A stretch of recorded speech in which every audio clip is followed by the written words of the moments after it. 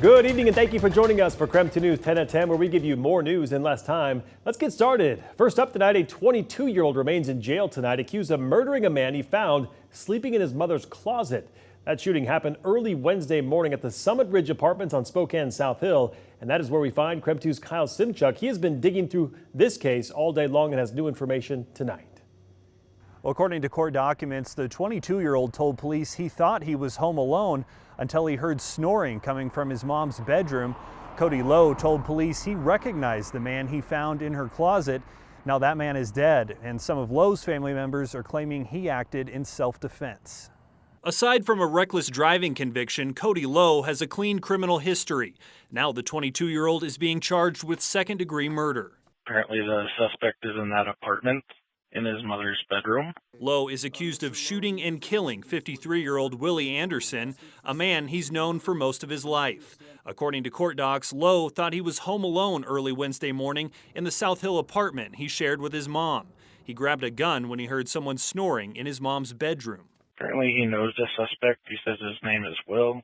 They had some words and things got heated, so he shot him.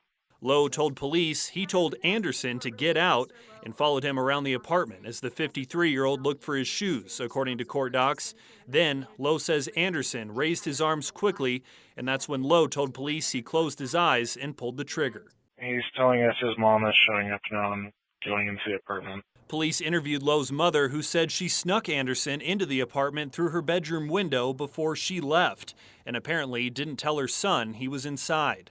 Anderson and Low's mom were in the process of rekindling a relationship, according to court docs. He has a lot of family and friends supporting him. Low wiped away tears as his grandmother spoke in court this afternoon, telling the court her grandson is not a threat to the community and certainly not a killer. We'd like to ask the court to see this as we do, as a self-defense.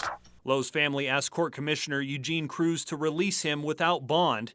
He did not grant their wish and poked holes in that self-defense argument. Mr. Anderson had permission to be in that apartment, had permission to be with your mother. You had indicated that it was your intention to pull the trigger.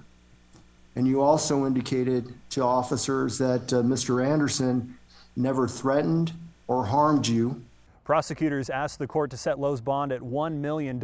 Commissioner Eugene Cruz ended up setting it at $100,000.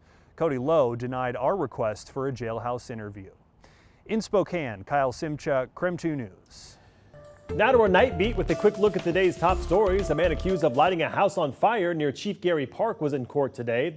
That fire killed 2 dogs. Rodney Barnhill is facing charges of first-degree murder, or first-degree arson rather, and a court-ordered violation. Police say there were several people in the house when that fire was started at around 10 last night. All made it out safely, but 3 dogs got trapped inside. 1 survived and was rushed to an emergency vet. Police found Barnhill several blocks away. His bond is set at $23,000. The Spokane County Medical Examiner identified the man who was found dead in a vacant house back in November. Officials confirming that 46-year-old Lindsay Calloway died from multiple gunshot wounds have ruled it a homicide. Tonight, major crimes detectives are still investigating. So far, no arrests have been made in that case.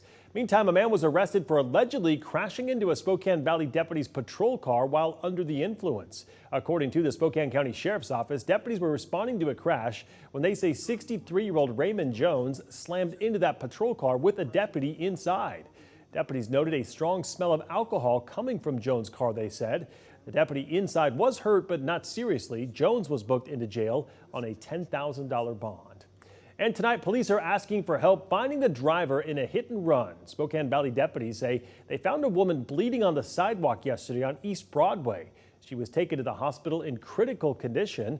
Police believe she was hit at around 8 o'clock last night, and they are asking anyone with information about what happened to please call police. And that was your Night Beat. To learn more about any of these stories, just head to our website. That's KREM.com. The man accused of murdering 4 University of Idaho students will be back in court tomorrow. Attorneys for Brian Coburger filed a motion to reconsider his request to have the grand jury indictment against him dismissed. That request has already been denied once before, but Coburger's defense team says there was misconduct by the prosecution, a lack of evidence, and a biased grand jury. The hearing starts at noon tomorrow.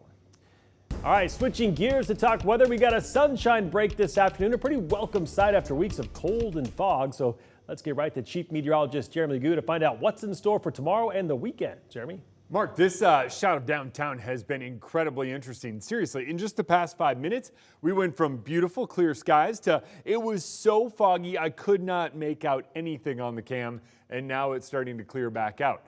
But the big story here tonight is going to be the temperatures. 32 degrees right now. I encountered a couple of slick spots on my drive back into work, and that is likely across much of the region with patchy freezing fog forming.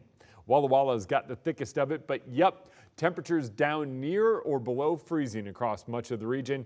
Notice the 33s on there in places like Coeur d'Alene or Newport, Sandpoint, or even down in parts of the Palouse.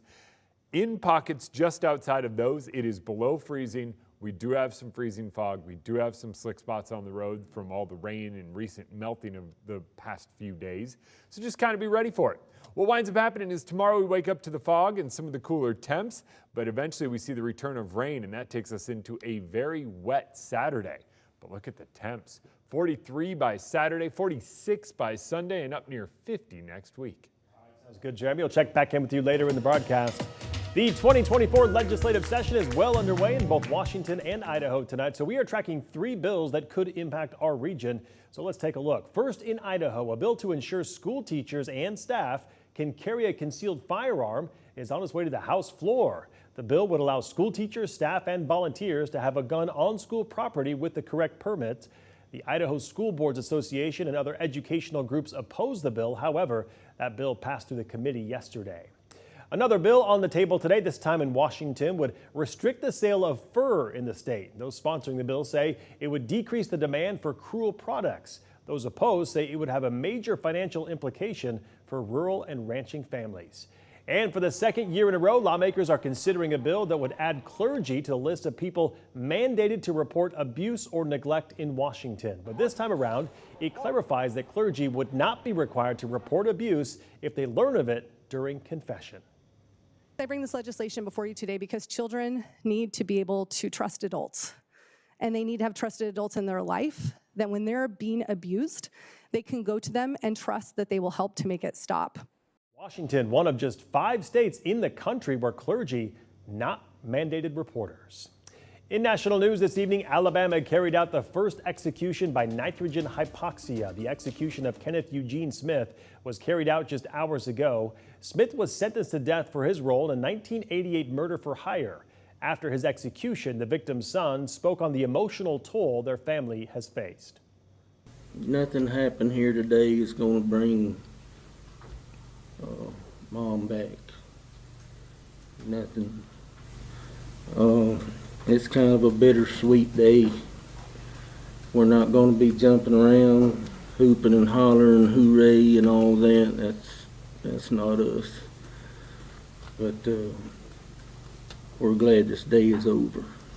Before the execution, Smith released a statement today through his spiritual advisor, reading in part, quote, "We simply cannot normalize the suffocation of each other," unquote. Opening statements were read today in a landmark court case that is pushing the boundaries of criminal responsibility. It's the first time a parent is being held responsible for the killings carried out by their child. Jennifer Crumley is charged with involuntary manslaughter after her 15-year-old son shot and killed 4 students at a high school in Michigan. Prosecutors say his mom and dad ignored warning signs, including drawings of a gun with the words, quote, "The thoughts won't stop, help me." They even bought him a gun as a gift. If convicted, the Crumbleys could each face 15 years in prison. And that was your KREM 2 News 10 at 10, where you get more news in less time.